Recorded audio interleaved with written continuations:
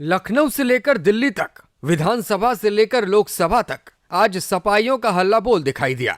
खुद पार्टी के मुखिया अखिलेश यादव ने मोर्चा संभाला और सदन में अपने 42 मिनट के संबोधन में उन्होंने जिस अंदाज में सरकार को घेरा और सवाल पूछे, वो अब सुर्खियों का सबब बन गया है। अखिलेश ने अपने भाषण में शेरो शायरी की, वित्त मंत्री से लेकर प्रधानमंत्री तक को निशाने पर लिया। साथ ही राम भक्तों पर गोली चलवाने की बात जब भाजपा की ओर से उठाई गई तो उन्होंने ऐसा जवाब भी दिया कि सब बगले झांकते हुए दिखाई दिए। इस खबर में हम अखिलेश के भाषण की तो बात करेंगे ही, साथ ही सूबे की राजधानी लखनऊ में आज जो कुछ भी हुआ वो भी दिखाएंगे। शुरुआत करते हैं पल्लवी पटेल की हुंकार से। भले ही वो सपा से नाराज बताई जा रही हो, लेकिन उन्होंने आज उत्तर प्रदेश की पुलिस को नाको चने चब्बा दिए। सड़क पर प्रदर्शन करने उतरी पल्लवी के साथ पुलिस ने बदसलूकी भी की, लेकिन उनका जज्बा पुलिस के आगे नहीं झुका। पहले इस अध्यादेश अधिनियम को ला करके सड़कों पे तनाव बढ़वाया और फिर उसके बाद उसको न्यायपालिका में ले जाकर के अटकाने का काम कर दिया। तो कहीं ना कहीं वो अपने चुनाव में जो वोट की गुड़ागड़ी थे, लाभ और हानि को जुटाने में सक्षम हो गए। बस यूजीसी रेगुलेशन के समर्थन में उन्होंने मार्च निकाला, विधानसभा पर कूच करने की कोशिश की। इस दौरान पुलिस ने पल्लवी के बाल पकड़कर उन्हें अपनी गाड़ी में डाल लिया। वो सैकड़ों महिलाओं के साथ आईटी चौराहे से निकली और यहाँ से विधानसभा तक जाना चाहती थी। पुलिस ने बड़ी बड़ी कटीली बैरिकेटिंग की थी। पल्लवी ने इस पर चढ़ने की कोशिश की तो पुलिस ने उन्हें रोक लिया। यूपी विधानसभा के मुख्य द्वार से आज ये तस्वीर सामने आई। निजामाबाद के 90 साल के सपा विधायक आलम बदी विधानसभा के बजट सेशन में शामिल होने के लिए स्कूटी पर सवार होकर पहुंचे। ड्यूटी पर तैनात सुरक्षा कर्मियों ने स्कूटी से उतरने में उनकी मदद की। इस पर उन्होंने कर्मियों को शुक्रिया कहा। दूसरी ओर विधानसभा में 2 विधायकों के मोबाइल फोन भी आज स्पीकर ने जब्त करा दिए। दरअसल सदन में आज दिवंगत विधायकों को श्रद्धांजलि दी जा रही थी, तभी 2 विधायकों के मोबाइल फोन बज उठे। इस पर स्पीकर सतीश महाना भड़क गए। उन्होंने सिक्योरिटी बुलाई और विधायकों की ओर इशारा करते हुए कहा कि दोनों सदस्यों से टेलीफोन ले लिए जाएं। दोनों माननीय सदस्यों से टेलीफोन ले पीछे टोपी वाला। विधायक श्याम बिहारी लाल के निधन पर नेता प्रतिपक्ष माता प्रसाद पांडे ने श्रद्धा सुमन अर्पित किए। हमारे संसदीय कार्य मंत्री जी यहाँ बैठे हैं। जब 5वीं विधानसभा के 5 बार के विधायकों को सम्मानित करने के लिए हमने एक योजना बना के उनको सम्मानित करने के लिए बुलाने को कहा, तो उन्होंने कहा मैं नहीं आऊँगा, इससे क्या बड़ा लाभ मिल जाएगा। उनका जीवन हमेशा दबे कुचले लोगों के लिए समर्पित था। मुख्यमंत्री योगी ने भी उनके बारे में बोलते हुए क्या कुछ कहा, वो भी आप सुनिए। प्रोफेसर श्याम बिहारी लाल जी का दिनांक 2 जनवरी 2026 को लगभग 60 वर्ष की आयु में निधन हो गया। उनका असमय निधन हम सब के लिए दुखद है। दूसरी ओर आज सपा चीफ अखिलेश यादव ने लोकसभा में सरकार को घेरा। बजट को लेकर दिए गए अपने भाषण में उन्होंने भाजपा सरकार पर निशाना साधते हुए कई ऐसी बातें कहीं जो सत्ता पक्ष को चुभ गईं। अखिलेश बोले कि अगर आप पिछड़ों, दलित, आदिवासियों और अल्पसंख्यक भाइयों को छोड़ देंगे तो आखिर विकसित भारत कैसे बनाएंगे। हमारे प्रधानमंत्री जी भी कहते हैं हम पिछड़े हैं। हमारे दूसरे नंबर के नेता, क्योंकि उन्हें सनातनी बनना था, अपना धर्म बदल के दूसरा धर्म लिख लिया उन्होंने। तो कम से कम पिछड़ों का तो ख्याल करिए आप।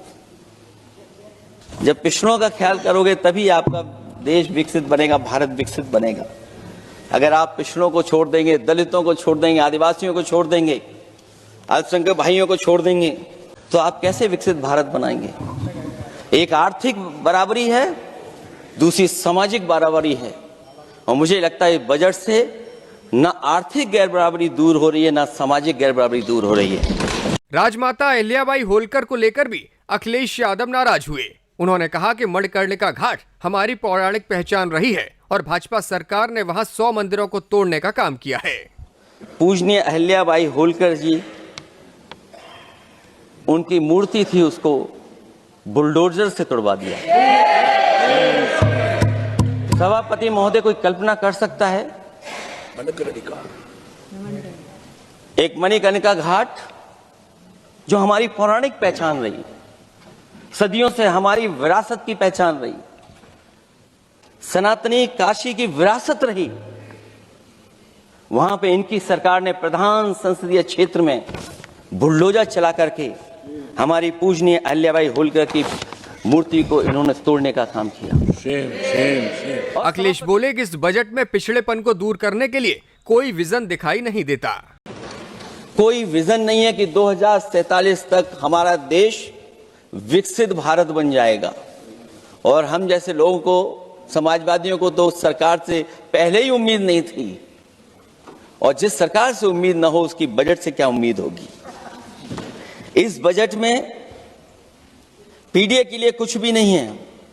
कोई योजना दलित, पिछड़ा, महिला, गरीब, अल्पसंख्यक या नवयुवक के विकास के लिए नहीं लाई गई है। ऐसा लग रहा है कि सरकार ने इनके बारे में सोचना ही छोड़ दिया है। और अगर जीडीपी हमारी 7% है और नॉमिनल जीडीपी की ग्रोथ केवल 8% है, जो कि लगभग 12% होनी चाहिए थी, इसके कारण लोगों के हाथ में कम पैसा है। और कारण यह भी लगता है कि हमारा प्राइवेट इन्वेस्टमेंट नहीं आ पा रहा है। सरकार द्वारा अमेरिका के साथ की गई डील पर भी अखिलेश यादव ने सवाल उठाए। उन्होंने कहा कि ये डील नहीं बल्कि ढील है।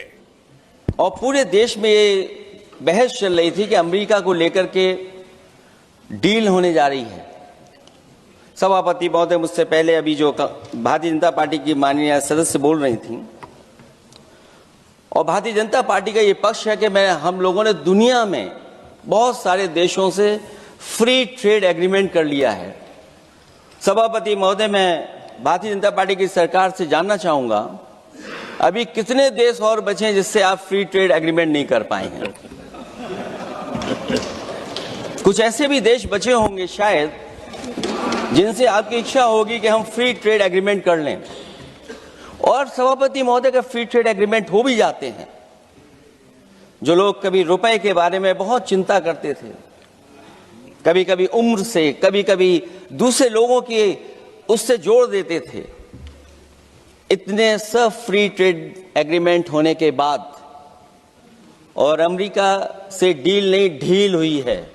अपने भाषण के दौरान अखिलेश यादव ने 2 कविताओं का जिक्र भी किया जो अब सोशल मीडिया पर वायरल हो रही हैं। सारा चमन कर दिया मरघट, अपने साथ जहर लाए थे, लेकिन अगर चमन वाले ही भौरों के रंग ढंग अपनाएं, माली तुम ही फैसला कर दो, हम किसको दोषी ठहराएं। ये अपनी अपनी किस्मत है, कुछ कलियां खिलती हैं ऊपर, दूसरी मुरझा जाती हैं झुके झुके जीवन भर भूं पर। अगर मिले अवसर अंगारे सी क्या दहक नहीं सकती हैं। राम भक्तों पर गोली चलवाने की बात भाजपा सांसद ने कही तो अखिलेश यादव गुस्से में क्या कुछ बोले वो भी आप सुनिए। क्या बोले, फिर बोलना दोबारा। नहीं, आप बजट क्या बोलिए? नहीं, सभापति जी बोलिए। नहीं महोदय, जिन्होंने गोली चलवाई वो राम मंदिर बनवा रहे हैं। अगर कुछ पता ना हो तो जाकर के पूछ लेना, पता कर लेना। आधी अधूरी जानकारी के साथ मत आया करो यहाँ पर।